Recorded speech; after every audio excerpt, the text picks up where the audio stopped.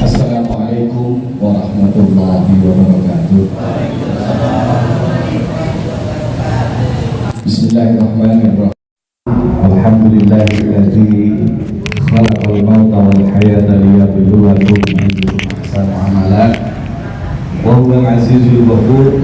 Asyhadu an la ilaha illallah wahdahu la syarika lah. Wa asyhadu anna Muhammadan 'abduhu wa rasuluh.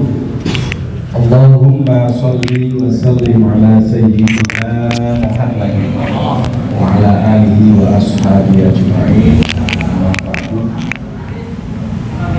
Hadratul mukarramin wal muhtaramin, para kiai, para asatid semuanya tanpa terkecuali, wabil khusus dulunya pengurus wilayah Nahdlatul Ulama DKI Jakarta yang dalam hal ini hadir di tengah-tengah kita tadi, Kiai Haji Saiful Anam, Allah bikuli hayati, dan jajaran pengurus wilayah lainnya, juga para kiai, para asatid, jajaran pengurus Rawai Suriyah maupun Kanfidiyah PCNU Jakarta Selatan yang hadir, karena saya nggak hafal semua.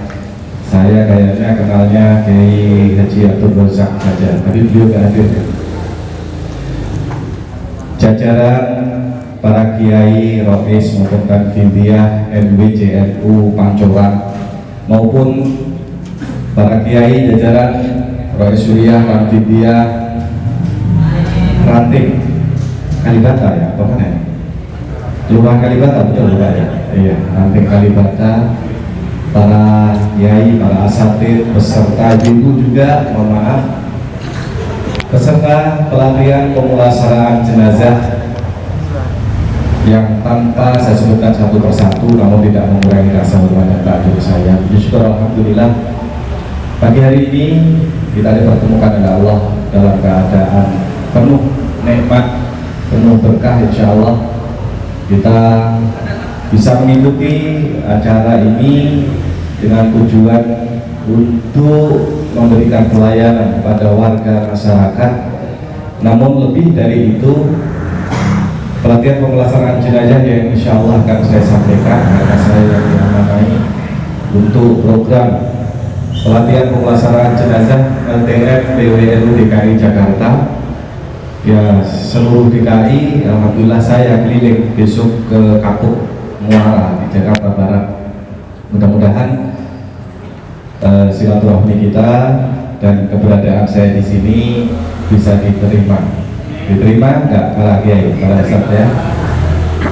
Ya, saya tidak akan menggurui para kiai, para ustadz, tetapi saya ingin berbagi ilmu, berbagi pengalaman bagaimana penanganan jenazah yang tidak hanya sekedar jenazah pada umumnya, tetapi bagaimana menangani jenazah yang beresiko berpenyakit menular. Nah ini, karena kemarin aja banyak ambil jenazah yang mengistirahatkan diri dulu, nggak terurus. Dan biasanya juga pemateri pelatihan pemulasaraan jenazah itu bukan pelaku, ya, bukan amil jenazah, tapi insya Allah yang ada di hadapan bapak-bapak, ya saya sendiri ini bukan hanya menyampaikan teorinya, tetapi prakteknya memang saya sendiri ambil jenazah ya, di Kelurahan Bambu Apus, Kecamatan Cipayung, Jakarta Timur. Tak lupa, ini kan salam dan salawat, tak lupa kita sanjungkan kepada baginda Rasul besar Muhammad Sallallahu Alaihi Wasallam atas segala petunjuk-petunjuknya, dan yang apa yang akan kita lakukan merupakan salah satu petunjuk beliau. Karena pelatihan pemulasaraan jenazah, di samping kita insya Allah mendapatkan ilmu, juga kita mengingat bagaimana kita nanti kalau meninggal dunia, apakah diurus secara syariat mengikuti akidah Ahlus Sunnah wal Jamaah, atau diurus secara akidah sebelah, ya, yang nggak didoain, nggak diapain, ya terserah nanti. Mudah-mudahan semuanya ini senantiasa mendapatkan limpahan rahmah keberkahan, mendapatkan pengalaman sebagaimana yang saya ketahui akan saya bagikan di sini. Meskipun belum saya sampaikan, tetapi buku yang saya susun yang ada di tangan bapak-bapak ini sudah saya dengan ucapan Bismillahirrahmanirrahim saya ijazahkan, boleh nanti diajarkan ke yang lain lagi. Ya. Tak lupa ucapan terima kasih kepada saudara saya Ustadz muda kita Haji Nasrullah, beliau memang di LTM PWNU yang telah memberikan waktu dan kesempatan, yang selalu nelponin saya takut saya nggak datang katanya. Alhamdulillah saat ini saya sudah berada di sini. Saya tidak sebutkan para kiai, para asatid, tokoh agama masyarakat di sini karena saya belum kenal. Ya. Apa perlu saya memperkenalkan diri singkat? Boleh ya. Ntar kan kalau udah kenal, sekali waktu saya kesasar di sini kan bisa mampir minta kopi, minimal kopi. Saya cukup kopi pahit aja, nggak jadi masalah. Saya suka. Nama saya Asimon Masmud. Kalau di Jawa Ngasimon. Ngasimon itu lahirnya hari Ahad.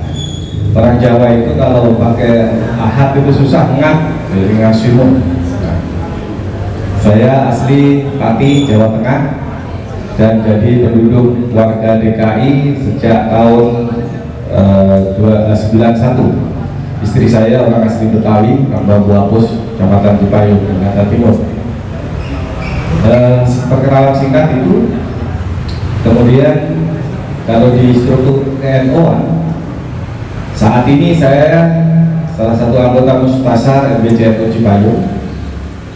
Kalau tingkat kecamatan, kalau tingkat wali kota, saya diamanai menjadi ketua lembaga takmir masjid untuk pengurus cabang Nahdlatul Ulama tingkat kota administrasi Jakarta Timur. Sementara kalau di LTM PWNU saya dimasuk jadi bidang di divisi penerimaan dan pengelolaan wakaf di Lembaga Wakaf dan Pertanahan LWP NU DKI Jakarta. Itu perkenalan singkat saya untuk di organisasi KNO-an. Ada satu kebanggaan tersendiri ketika saya masuk di masjid apa ini, An-Nikmah, masuk ke kantor, diajak Ustadz Nasrullah, di dalam ada logo NU, jamnya juga logonya NU. Ini pesertanya banyak juga yang pakai peci ala NU, luar biasa. Sekedar identitas organisasi, tetapi ini maknanya luar biasa.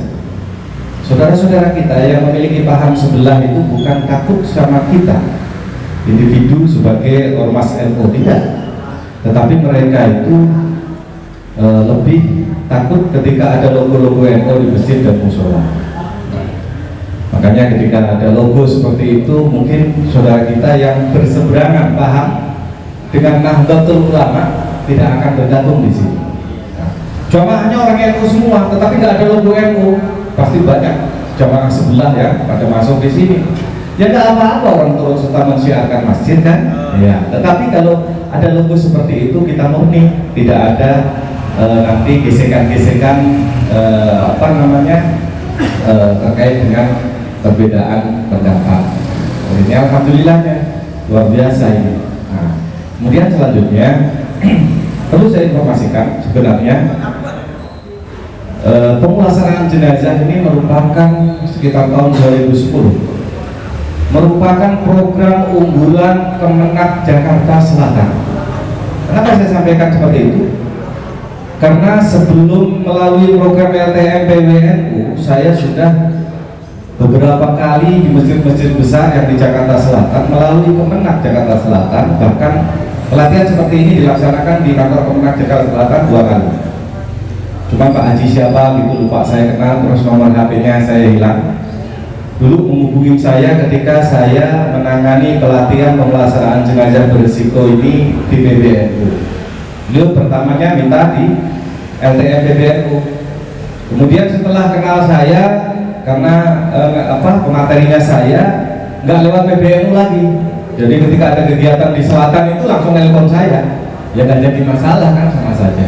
Nah, makanya harusnya sudah sewajarnya PBNU Jakarta Selatan ya silaturahmi ke Kemenak, karena menjadi program unggulan Kemenak saat itu.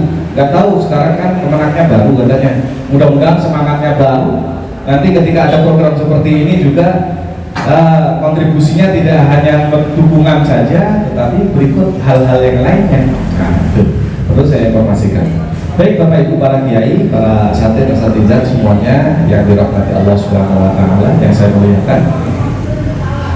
Pertama yang ingin saya sampaikan terkait dengan pemulasaraan jenazah khususnya berisiko berpenyakit menular ini, ada penanganan khusus, tidak sama.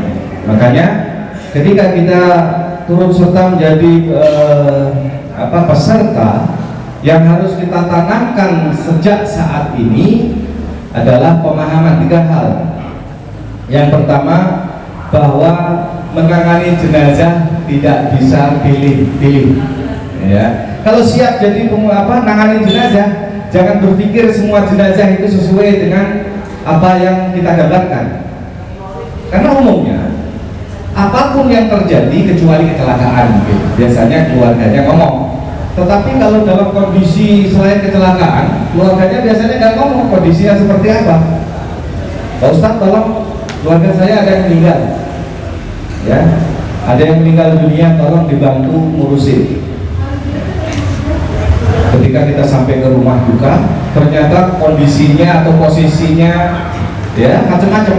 Ada yang posisinya belum seperti biasa, karena orang meninggal kan ada yang bisa ketika sakaratul maut, ketika sakitnya ditungguin keluarganya, ada yang meninggal nggak ketahuan, yang posisinya juga macam-macam dan kondisinya kaku.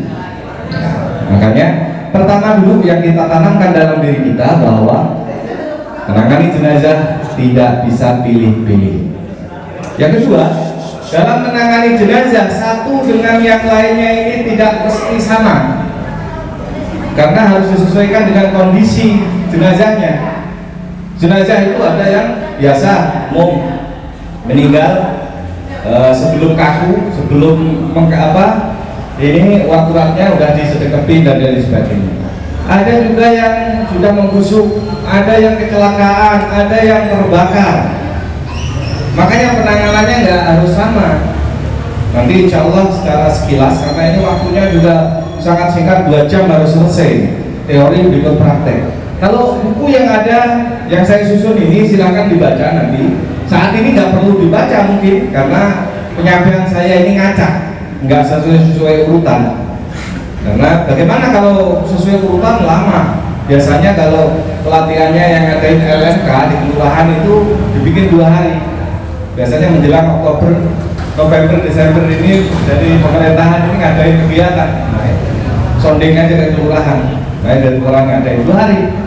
Sehari teori, sehari praktek. Tetapi kalau di masjid-masjid begini ya enggak. Ya nanti para peserta, para kiai, para asatidz ini ada kegiatan lain. Kalau di sini pulang kan nggak dikasih transport, kalau di kelurahan kan ada transportnya. Kalaupun 2 hari nggak jadi masalah, ya kan itu bedanya. Ya. Kalau di kantor-kantor pemerintahan pelatihan begini dapat ilmu, dapat juga uang rokok. Nanti kalau pulang nggak usah nanyain uang rokok ya, asatidz, karena saya yakin DKM nggak ini aja. Mohon maaf ini para kiai, segenap jajaran pengurus DKM Masjid An-Nimah ini yang saya muliakan, yang tidak saya sebut tadi lupa. Jadi enggak, kalau siap menjadi pelayan masyarakat, khususnya penanganan jenazah, tanamkan dalam diri orientasinya adalah mencari keridhaan Allah Subhanahu wa taala. Jangan berorientasi materi. Karena orientasinya kalau materi banyak kecewanya. Ya. Saya boleh nanya, kalau di sini itu amal jenazah itu udah tarif? Ada tarifnya? Mana Allah? Kalau di sini 1,2 variasi. Oh gitu. Tapi udah umum itu. Paket berikut apanya itu? Oh, ya. Ini kan sharing aja ya. Saya bukan kok mencari informasi seperti itu. Ya, bisa nanti ilmunya saya terapkan di sana. Tapi kalau di daerah saya kayaknya nggak mau masyarakat. Maaf. Mungkin saya kalau jadi ambil jenazah di sini ya lumayan cepat kaya kali ya. Mungkin. Iya. Karena jujur, kenapa saya katakan seperti itu, siapapun yang saya tunjuk di lingkungan saya, amilah misalkan ambil perempuan, tolong jangan orientasinya duit ya, karena bisa jadi nanti ada orang lupa yang belum pernah ada keluarganya meninggal, lupa nggak ngasih sesuatu, terima aja. Dan alhamdulillah berjalan. Ya. Karena kenapa tadi saya katakan sering kecewa, sering juga kita itu dari A sampai Z mengusin jenazahnya dari rumah sakit, udah dimintain datang ke rumah sakit segala macam sampai nguburin sampai selesai, dapat juga ucapan terima kasih doang. Terima kasih doang. Ya kalau beruntung dikit ya adalah manusiawi kan. Dan yang pernah begitu yang saya alami itu bukan orang susah, justru malah orang kaya. Ibaratnya saya tangani dari A sampai Z mau ngasih mobil satu nggak rugi sebenarnya. Mungkin dalam benak beliau-beliau ini orang kaya ini dipikirnya ada jenazah itu ada gaji dari pemerintah kali ya. Iya. Terima kasih ya Pak Ustadz dibantu dari awal sampai akhir gitu lah. Nggak mungkin kita ambil jenazah lah. Saya nggak dapat apa-apa ini. Nggak etis kan? Ya. Yang saya alami seperti itu. Makanya kadang-kadang kalau ada orang kaya meninggal itu bukan saya bangga, wah nanti saya dapat gede enggak? Iya, kadang-kadang pas mendingan orang biasa yang ini. Itu pun kalau orang yang memang saya lihat tempat tinggalnya nggak layak, beliau kasih saya terima. Kemudian, ya maaf bukan ria ini saya lakukan biar dapat pahala juga, saya juga biar dapat pahala. Ini tolong saya bantu untuk kebutuhan lainnya yang ada di Gaharin dan sebagainya. Seperti itu jangan kalau nggak usah. Nah, jangan nanti nggak dapat pahala itu mau ngasih. Kita terima balikin lagi. Ya seperti itu. Jadi 3 hal yang harus kita tanamkan. Pertama, berpikirlah bahwa penanganan jenazah itu tidak bisa milih-milih. Ya. Yang kedua, penanganan jenazah satu dengan yang lain itu tidak mesti sama. Yang ketiga, tanamkan nilai ikhlas dalam hati. Ya. Jadi kita harus ikhlas. Tetapi kalau ini para asatid ya, setidaknya kalau siap untuk membantu jenazah, komitmen dulu sampaikan kepada istri karena punya keluarga kan. Kalau saya dari awal tadi, jadi saya pelayanan di masyarakat dari A sampai Z. Saya itu sebenarnya kalau di lingkungan saya tidak hanya nangani jenazah. Semua kegiatan masyarakat ada tasyakuran, ada apa, biasanya minta saya. Selama saya bisa. Kalau enggak baru satu kampung lain. Orang menikah, saya juga membantu KUA di Kecamatan Cipayung. Jadi kalau wilayah selatan juga banyak saya. Ya, selatan bahkan terakhir kemarin bukan artis lah, selebritis lah, pokoknya orang terkenal, Master Chef Renata, nah kan Renata pasar minggu kan, katanya urus di selatan susah, ya udah sini saya urus di Kecamatan Cipayung, kawannya nikahnya di kantor, itu suaminya orang Jerman kalau nggak salah, Prancis, mungkin Prancis, ya itu diantaranya ya. Terus orang perceraian, bukan kok ngajarin orang cerai enggak, minta diantar ke Pengadilan Agama Jakarta Timur, ada di Ciracas, Kecamatan Ciracas, ya saya bantu semua. Jadi kita semua, saya juga yakin dan percaya di lingkungan Masjid An-Ni'mah ini udah senior semua dalam pelayanan kepada masyarakat. Tapi khususnya jenazah ini yang harus kita ketahui adalah penanganan terkait dengan penyakit menular. Ya, kenapa? Perlu diketahui virus yang ada dalam jenazah selama belum melewati 8 jam dari kematiannya itu virusnya masih hidup dan bisa menular kepada orang yang hidup. Ya, ini harus ingat. Tapi anehnya kenapa corona kemarin harus dipercepat? Sebenarnya diingetin semalaman aja udah nggak mati itu virusnya. Ya itu kan kebijakan pemerintah, kita nggak bisa ambil alih ya. Tapi secara medis, karena saya dulu dilatih di rumah sakit Cempaka Putih, Yarsi, 2 hari, dapat seragam, dulu namanya UPI, Universal Application, ya untuk kayak kalau sekarang APD lah. Tapi belum pernah sekalipun saya pakai itu.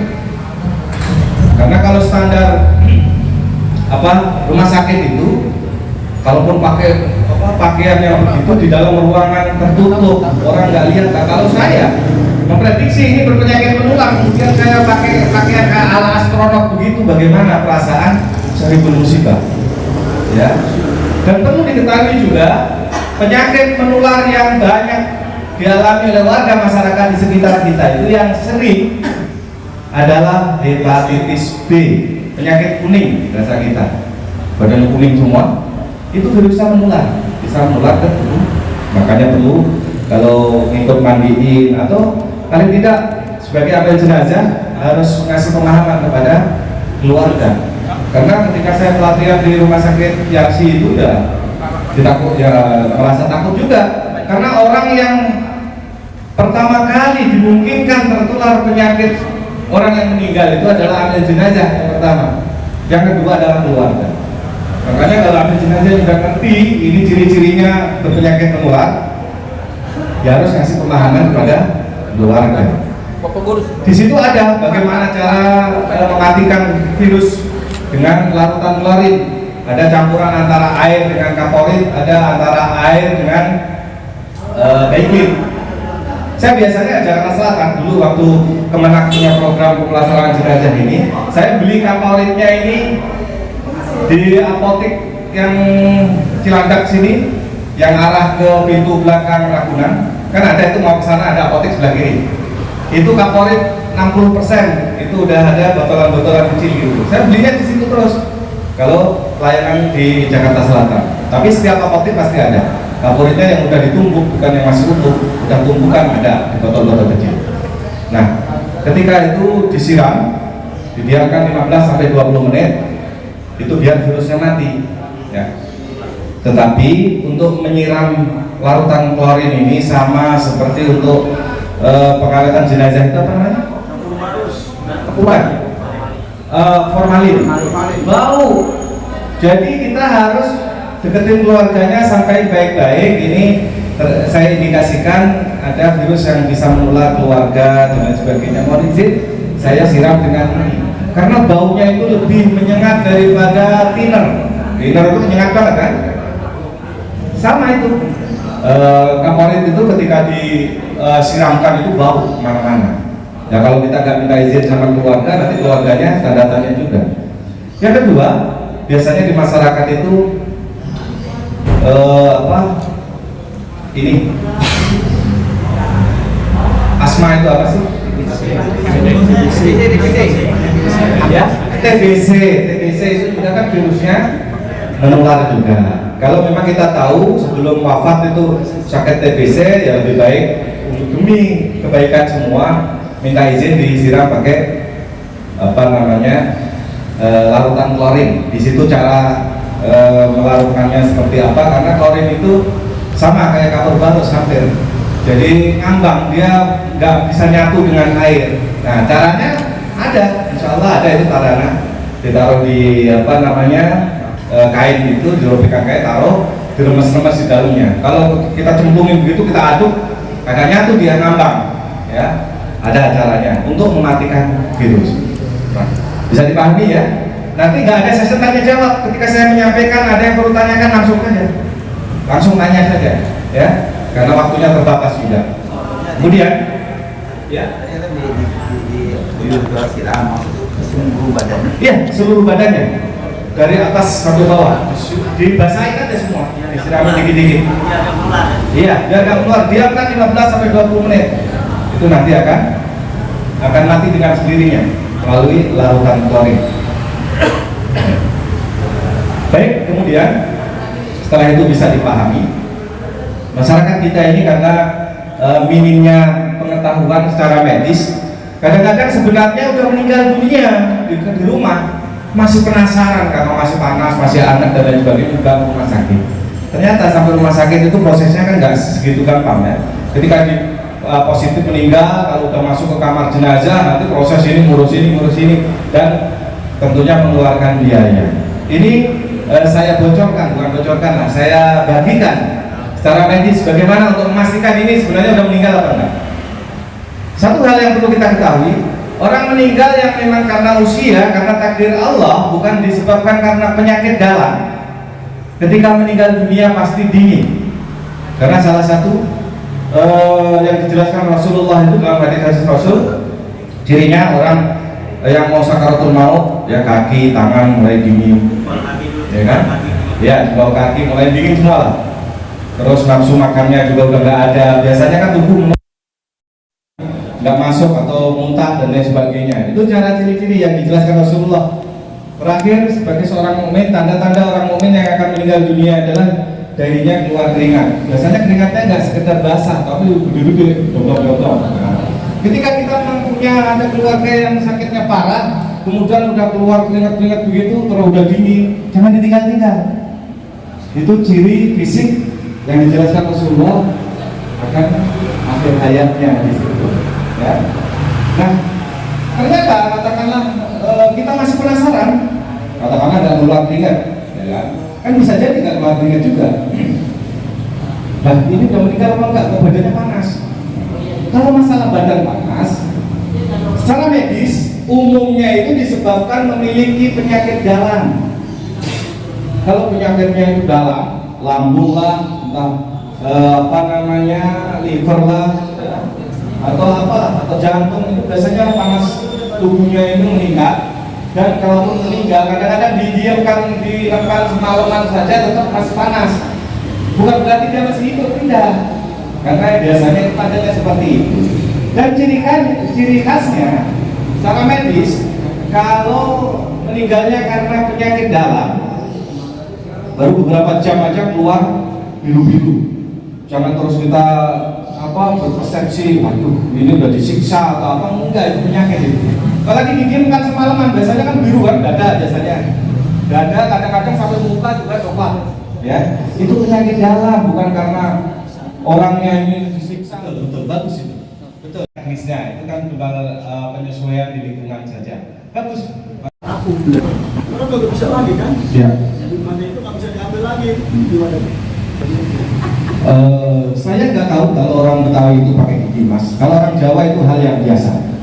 Kalau orang Jawa itu senyum gitu kelihatan ada kuning-kuningnya. Kalau cuma satu ya standar. Kalau udah kuning semua, itu orang kaya itu karena harus diambil. Jangankan matinya, meninggalnya, hidupnya aja haram kok memakai mas. Ya, laki-laki nggak boleh. Tetapi kalau ini adat, kembali lagi kan adat orang Jawa itu banyak. Orang-orang yang sepuh-sepuh itu giginya kuning semua. Iya, udah berjam-jam jadinya, ya kan ya.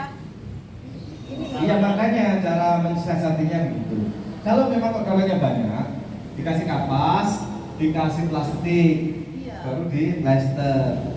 Sama ketika kecelakaan, orang juga kadang-kadang disumpel hidungnya, kupingnya. Itu adalah ketika kita mengkhawatirkan mengeluarkan cairan nanti dari dalam, maka disumpel. Ya. Ya kalau kita setelah kita bersihin itu cuma kita sekedar cebok-cebok terus kita sumpel pakai kapas gitu. Kita ulesin dulu ya. Ya. Kita pardonin, katakanlah udah kena penularan apa-apa. Ternyata kita masukin bersih. Setelah itu disumpel. Kalau masih ada bagaimana Ustaz? Hah? Kita roboh masih ada gimana itu? Ya sebatas tangan kita aja. Iya, jangan nyari sendok kemudian. Ya ini apa? Tumbal. Iya masalahnya perempuan lagi sama. Iya sama, buat lagi. Ya. Oh ya, ini meskipun belum praktek memandikan, tetapi ini nyambung aja ya. Perempuan, bagaimana kalau mensiasati? Tidak mengkhawatirkan jatuh ya nggak masalah. Yang dilarang sampai sekarang ulama fikih itu besul kan? Berdiam lama. Nah bagaimana kalau berdiamnya sekarang udah pakai softtek misalkan? Ya kalau memang itu seorang pengajar anak TK misalkan, nggak masalah. Menurut ulama-ulama kontemporer, ya, karena meskipun lu besul, tetapi kan bukan ini ta'allum ya, untuk belajar kan, untuk ngajarin. Nah bedanya ambillah jenazah perempuan ada warganya meninggal lah lihat, boleh nggak itu mati? Boleh nggak? Palingnya nggak boleh suaminya, diam-diam di rumah. Ya boleh. Iya. Siap. Kalau Oke, tapi kalau yang buat haid itu, yang kayak di masjid, saya dari guru saya sendiri, istilahnya orang ada yang haram sifatnya, ada yang haram zatnya. Dalam keadaan junub, walaupun dia udah nggak berdarah, dia masih sifatnya punya sifat junub, itu nggak boleh gitu kan. Ya. Dari situ menurut aja. Enggak, ini sekedar contoh tadi kan, ini lecek sedikit. Menyesuaikan saja. Tetapi kalau hemat saya, ya kayak seperti zarurah dalam kaidah usul fikih yang dipakai NU itu kan ad-darurah tubihul mahdhurah.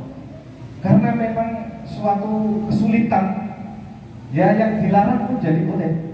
Nah seperti itu. Ya contohnya kan misalkan ya, kalau memang memungkinkan untuk diliburkan ngajar-ngajar TK, di TK kan kadang-kadang ada yang di samping masjid, ada yang di dalam masjid, tapi dalam masjid pada ada TK atau TPQ mungkin ya, ada samping dan lain sebagainya. Itu kalau ngikutin kaul yang kodim, ya katakanlah kaul ulama salaf, ya kan nggak boleh kaku, karena memang saat itu kondisinya seperti itu. Ya kan? Berhubung di situ juga nggak ada yang ngurusin, ya kan? Karena ada orang mendatang. Akhirnya disuruh saya yang mandiin. Biasa mandiin aja. Sebisa-bisa saya kan. Cowok. Gak apa-apa. Kan dia seorang muslim kan doanya mereka belum nggak bakalan nyampe. Sama doa kita kepada non muslim, biar kita bacain apa sih nggak bakalan nyampe kan? Nah, nggak jadi masalah. Ya. Tapi dalamannya beda. Ya. Padahal kalau kita bicara fikih, baik uluhur itu nggak boleh menjual sesuatu yang tidak jelas.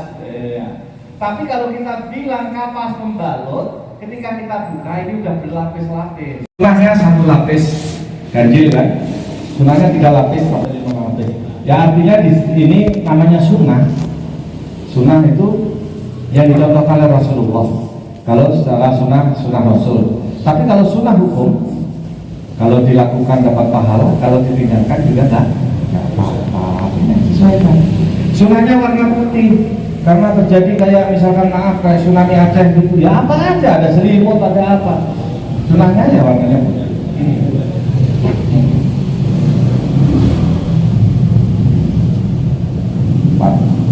Ini kalau sendirian cepat.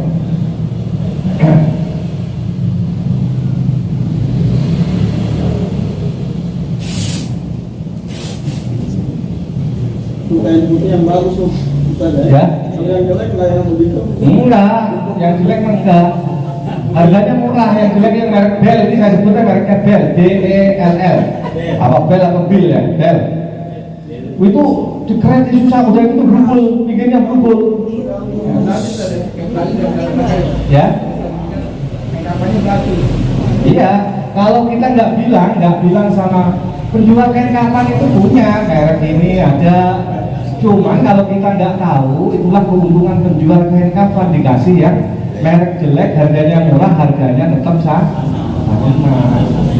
Kalau yang bagus mahal.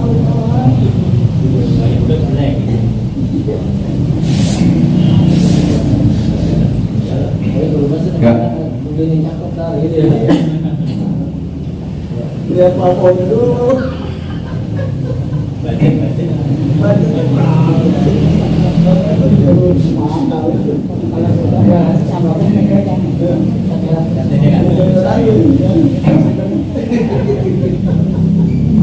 Empat ya, 4. Jika itu adalah warisan, maksudnya yang bawah, yang satu ini nanti buat gamisnya. Tapi sebelum saya teruskan, saya mau izin ke kamar kecil dulu ya. Ini kaki saya aja. Ini saya gunting segini, kira-kira 1 cm. Sampingnya ini kira-kira 1 cm, sininya ya kira-kira 2 cm. Kemudian bisa dilihat ya.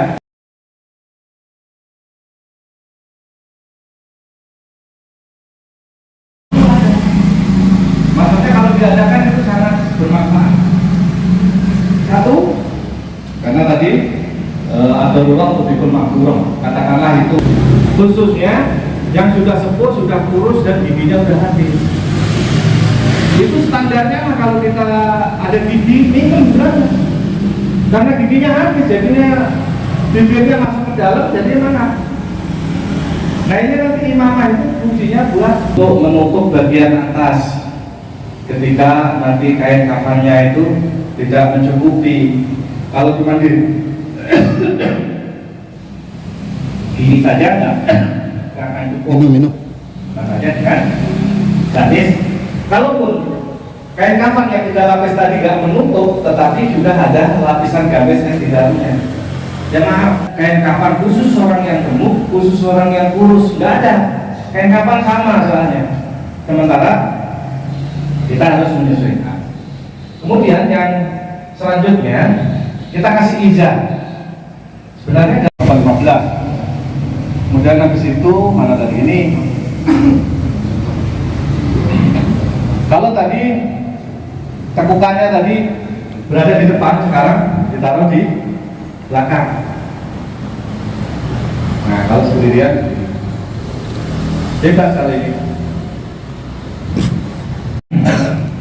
Tukang jualannya itu juga mungkin di sana lagi kosong, nggak bilang kok dicariin atau ini kurang ini yang enggak. Ketika kita ini nggak hilangkan ininya, hilangin izahnya, hilangin saja. Jadi jangan sampai terlalu jenazah malah ngeribetin. Pak, ini kain kafannya kurang, beli lagi dong lah. Kapan ini mau buat? Ya kan? Ini gimana ya? Sudah ada yang begini lagi. Ya balik pun makanya orang yang tanya malah bingung kan. Dari situ ya kapan jenazah masakannya aja. Haji. Dulu maaf, katakanlah kita bukan ahli jenazah, tetapi punya keluarga yang meninggal, niatkan nawaitu ghusla li raf'il hadasil akbari hadzal mayyit atau hadil mayyitati kalau perempuan. Karena kan jenazah nggak bakalan pesan ya, saya tadi junub loh. Nah, setelah itu begini. Nah, ini ada trik lagi. Ini juga ijtihad saya. Kalau orangnya gemuk, sedekatnya susah, tangannya nggak mampu gini. Jadi karena udah dilemesin tadinya, ketika mandiin, ketika diginiin, geser lagi, blok jatuh lagi. Karena ini yang perlu tergendut. Nah, caranya satunya gimana? Begini. Nih, apa? Karena badan jenazah ini masih basah, kena ini jadi perut. Nah, ini di sini. Nah, ini seakan-akan diikat. Lah kalau di rumah sakit kenapa kok sudah terus loh diikat tangannya? Ini kan nggak pakai diikat, cuma diakali pakai kapas. Nah, ini sambil diangkat, kemudian ditaruh sini ditumpuk. Nah, ini karena dia perut, jadinya sama kayak ikat. Ya, ini kalau yang perutnya gendut banget, jadi kesini jatuh lagi karena udah lemas tangannya, nggak bisa sedekap. Nah, ini setelah seperti ini kan masih banyak misalkan, ya, nih kasih tutup, nggak harus seperti ini, karena menyesuaikan ini aja ya. Ini anggap aja dua.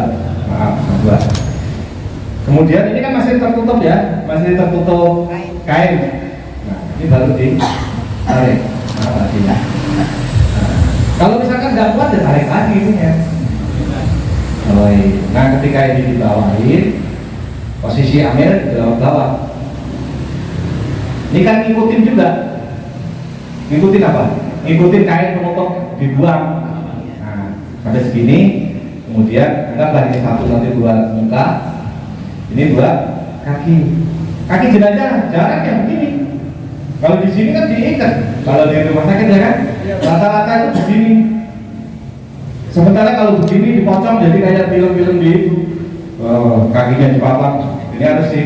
Cara ngikatnya bagaimana? Ini aja dibulut pakai kapas. Kalau kapasnya pembalut ini agak kaku, maaf ini Pak Ci ya. Kalau kapas yang saya bilang bukan kapas model pembalut, nggak bakal bisa ngikat begini. Dia akan lepas.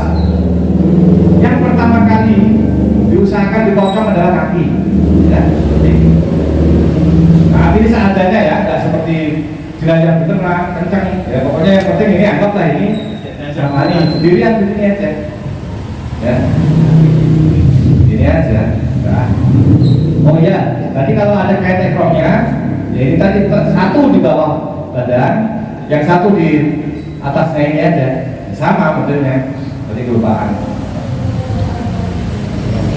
Nah, ekrom kalau misalkan ada ekrom. Nah, ini caranya begini. Terus ditekuk jadi dua. Ini nggak ngikatnya nggak kelihatan ya, ngikatnya nggak usah 2 kali, sekali aja begini langsung jadi ya. Terus ini kadang-kadang perlu ditekuk, fungsinya apa? Ini kalau udah ada seperti itu ya, ini supaya di keranjang nanti nggak ganjil tutupnya, makanya ini tekuk, fungsinya itu. Setelah dikit nggak apa-apa ya? Ya. Ini singkat kok. Setelah ini kira-kira aja.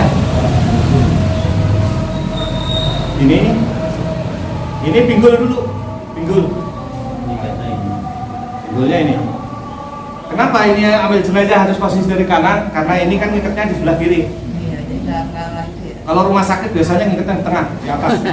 Di kuburan Iya, susah. kalau rumah sakit loh, ya. Ini apa namanya, lutut. Ini seakan-akan kira-kira seperti ini. Nah seperti ini.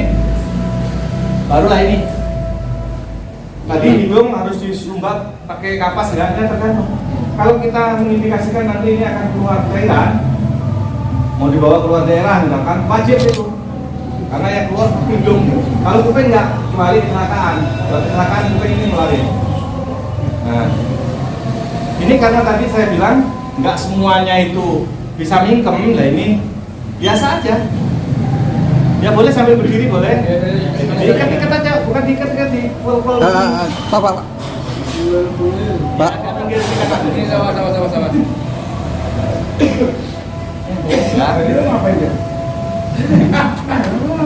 Ini fungsinya adalah seperti ketan ya. Oh gitu saja. Oh iya. Ya diikat. Kemudian karena kita masih khawatir ini nggak bisa mingkem, ini beginilah, dipuntel-puntel dari ini, katakanlah kapas. Ini agak songong ini sama orang tua saya. Nah ini diganjel buat ini supaya mingkem. Nah, terus lagi, Pak. saya bikinin trik lagi. Kan kadang-kadang nanti pasti akan nemuin orang yang bunuh diri, gantung diri. Itu rata-rata kan melet. Semua gantung diri pasti melet. Tapi meletnya nggak kayak seperti di film sampai panjang begitu, enggak, sedikit lah, sedikit. Dan orang gantung diri itu sedikit. Kalau misalkan bisa dibuka giginya mungkin putus itu. Nggak bisa dimasukin karena kegigit. Supaya nggak menakutkan sama keluarga atau menimbulkan fitnah, kita tutup aja ini mulutnya, untuk khusus mulutnya aja. Karena jenazah itu kan beda satu sama lain tadi. Atau mungkin nggak bunuh diri, nggak melet, tapi mungkin kecelakaan yang mulutnya itu ada luka yang kelihatannya nggak layak dilihat orang, dibeli fitnah, ya tutup aja. Pakai masker. Nggak pakai kapas. Sehingga ketika suatu keluarganya mau nyium mau apa itu kan kelihatan mukanya aja, nggak merasa gimana gitu ya. Itu buat bisa pahami itu. Nah kalau sudah itu biasanya baru ini terakhir ya, kalau udah ini kan contoh aja ditutup begini, nanti tentunya kalau di makam ini dibuka udah ditempelin sunahnya. Kalau kita mazhab Syafi'iyah kan nempel ke tanah begitu. Nah, bisa kenapa juga? Ini contoh diambil aja ini ya.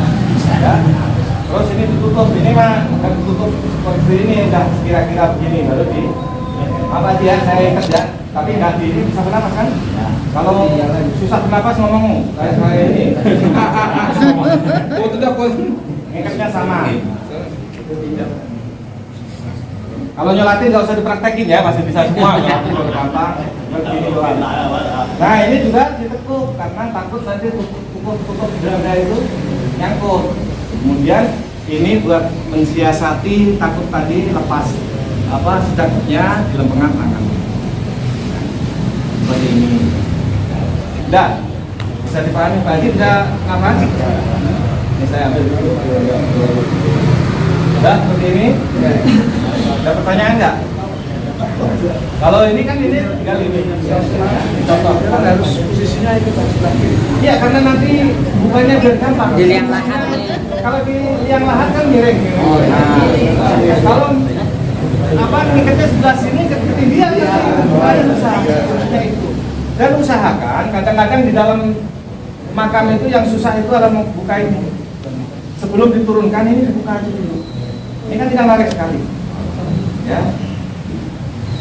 Jadi nanti ini buat bantuin ini turunin ke bawah, dipegangin, jangan dibuka, maksudnya buka iketannya aja, karena kalau udah di dalam, nah ini orang buka begini karena grogi, malah bukannya buka, malah ngikat, orang buka ya buka, kalau ini ya biarin. Nah, bisa dipahami, ada pertanyaan ke sini? Siapa?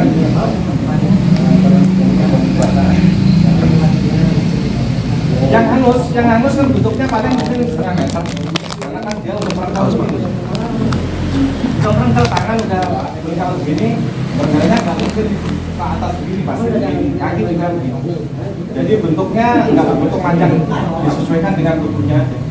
Kalau memungkinkan dibuka mukanya, ya silakan dibuka. Kalau nggak memungkinkan, ya sama seperti ketika orang yang membusuk itu. Orang yang membusuk itu nggak punya muka. Karena nggak ada lekukan mana hidung mana mulut, rata itu rata aja, cuman kalau mata ya ada lekukan mata tapi rata, pipi ini nggak semua. Cara mandi gimana? Ya, buyur aja, dibuyur pakai sabun cair, sabun ini Kebakar buyur. Kebakar juga kalau memungkinkan, kalau baru lecet-lecet ini dibuyur aja. Tapi kalau udah hangus nggak usah di ini, langsung aja ya. Nggak memungkinkan karena air malah hilang semua. Langsung cuma kan nggak apa-apa itu kan mati syahid. Langsung dikumpul. Iya di bawah satu, tadi di atasnya apa? Nanti atasnya kain kafan satu. Jangan sampai atas kepala. Ini aja ya. Karena kalau atas kepala kan nanti nggak bisa untuk apa namanya tadi gamisnya nggak bisa ini tutupin dengan gamisnya. Nah di atas sudah sampai sini aja. Maksudnya nyampe sini ditekuk dulu ke sana. Ketika udah keluarga udah membolehkan, ya aja tutup Pak Ustadz, baru kayak ini sampai ini. Nah, tutup lagi. Nanti apa namanya liang lahat baru diliangkan mukanya. Walaupun ini ditempelin apa? Ditempelin ke tanah, ini ditutup lagi supaya nggak kena tanah. Bukan ditutup sininya, tapi ini kan miring, ini kan ada. Bukan menempel tanah, diciumin tanah gitu. Maksudnya ini kalau bisa masukin ke miring ke lahat. Ya, itu juga nggak semuanya bisa. Kalau badannya sini maaf, gemuk gini, jauh badannya udah nempel lagi. Matang, iya jauh. Ya, artinya nggak perlu langsung dorong kepalanya supaya nempel, enggak. Nah, intinya ada ketat saja. Kalau kita ngikutin sunnah Rasul, kita masukin jelajah kan nggak dari samping. Dari arah bawah dan kepala itu diturunkan. Kalau kita kan nggak begitu. Kenapa? Pemakaman di Makla, di Baki itu kan makam itu undukannya di atas, dalamnya kan dua. Emang udah dibikin. Ketika ada orang tinggal di sini, untuk colokan cor-coran itu dibuka 2 biji. Yang dekat kaki, yang di bawah ada 2 orang, 3 orang. Dari atas disodolin gini kepalanya. Nah kalau kita kan pernah ya, kalau di sana kan orang jamaah haji atau apa itu makam cuma gundukan di atas, dalamnya 2 udah bikinan. Taruh situ, nanti kalau udah berapa bulan udah diambil keran tanah. Makamnya itu juga. Terus siasatnya gimana Ustaz? Kalau cuma di mana sih? Kan dari tanah dari itu jauh Ustaz ya. Ya nggak apa-apa, nggak harus. Tapi itu nggak harus, yang penting masih kiblat aja. Jangan di membelakangi istri di batu kita, jangan. Ya yang penting masih ke sana. Sunahnya kan itu menurut ulama Syafi'iyah kan nempel ke tanah. Tapi itu tadi badan gede, gini terus badannya udah nyampe, Bukan jauh. nah, mukanya masih jauh dengan tanah. Kalau kita tepuk ini kan susah juga. Udah? Kalau udah ya kita buka, karena ini panas.